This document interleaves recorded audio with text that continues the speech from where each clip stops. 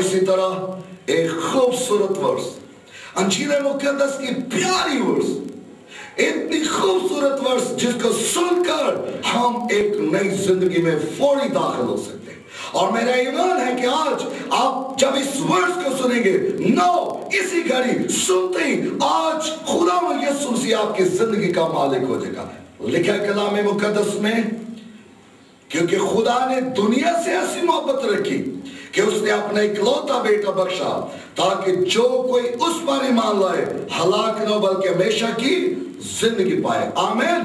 اب خدا کا جو پلان ہے ساری دنیا کے لیے، خدا کے بیٹے نے ساری دنیا کے لیے جان دیا، ساری قوموں کے لیے جان دی، ساری امت کے لیے زبان دی، اہل زبان کے لیے جان دی، اس میں ساری قومیں شامل ہیں، ہر طرح کے لوگ شامل ہیں۔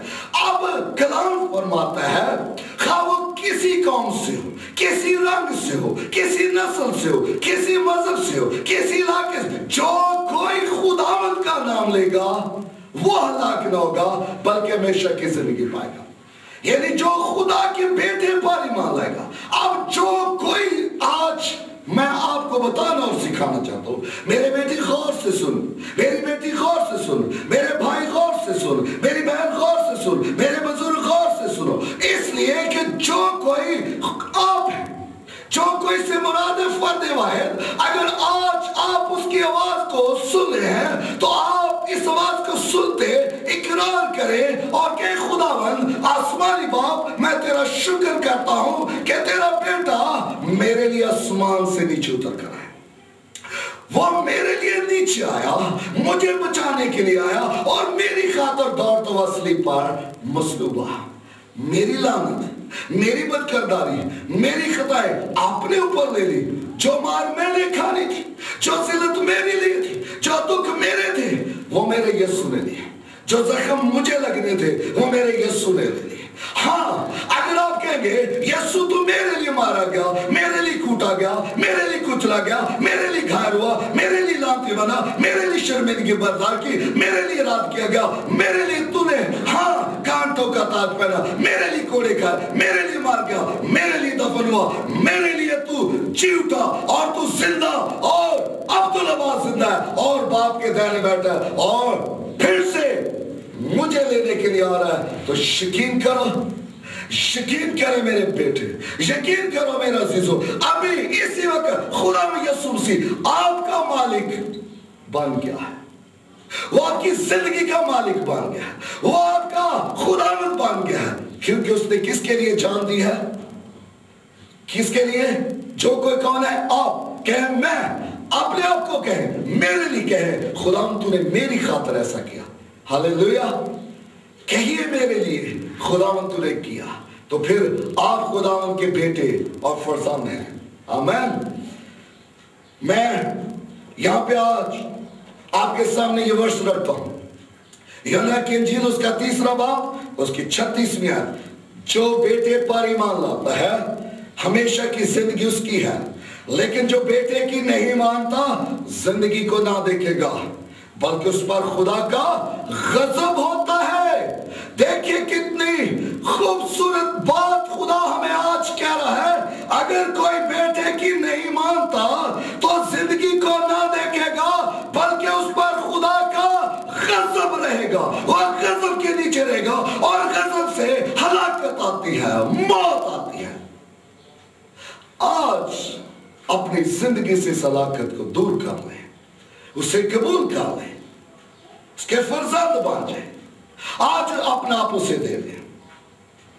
کیسی خوبصورت بات کہی ہے۔ اسی طرح رومیو اس کے 10ویں باب کی 9ویں آیت میں، اگر تو اپنی زبان سے یسوع کے خداوند ہونے کا اقرار کرے اور اپنے دل سے ایمان لائے کہ خدا نے اسے مردوں میں سے جلایا تو نجات پائے گا۔ آمین۔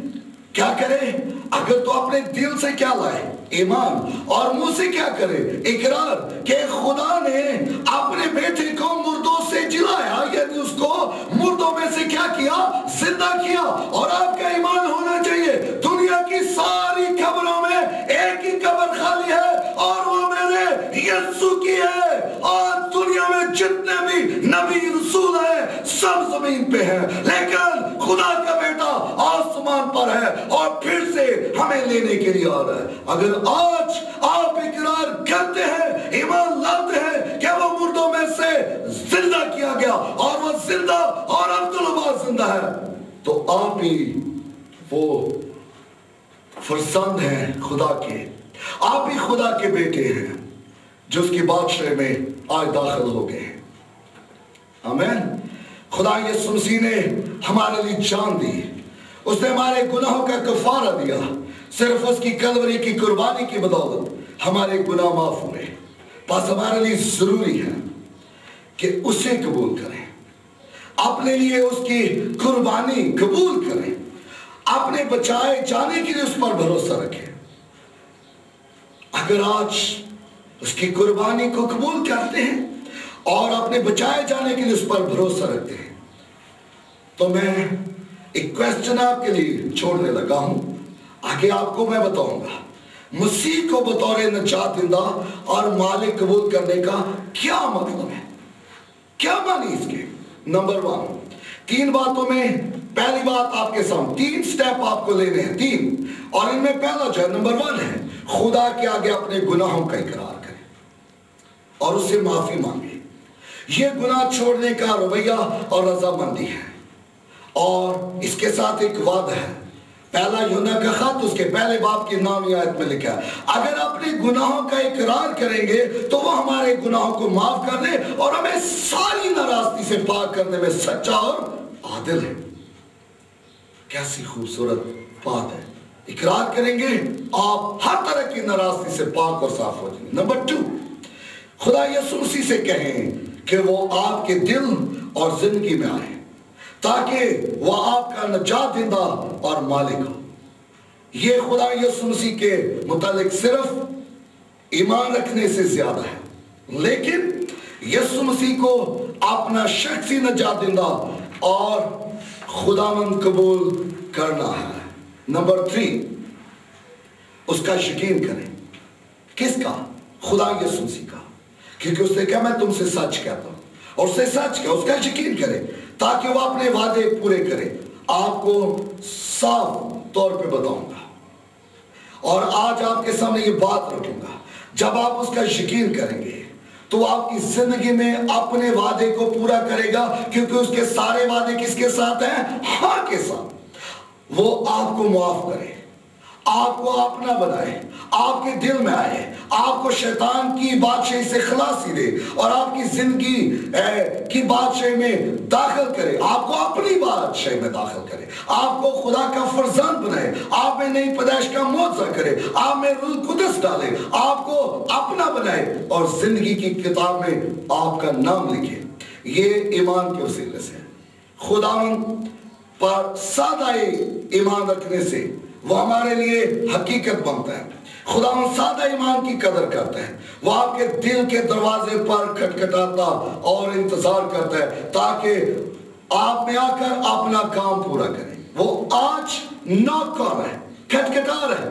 किस लिए खटखटा रहा है? जब आप उसकी आवाज को सुने, वो कह रहा है अगर तुम मेरी आवाज को सुनते हो, मैं नॉक करता हूं और मेरी नॉक को सुनते हो तो मैं क्या करता हूं। सुनिए मुकाशवा का 2 बाब, उस 3 बाब की 2 आयत, मुकाशवा के 3 बाब की 2 आयत में लिखा, देख मैं दरवाजा पर खड़ा खटखटाता हूं, अगर कोई मेरी आवाज सुनकर दरवाजा खोलेगा तो मैं उसके पास अंदर जाकर उसके साथ खाना खाऊंगा और वो मेरे साथ। कैसी नौक है।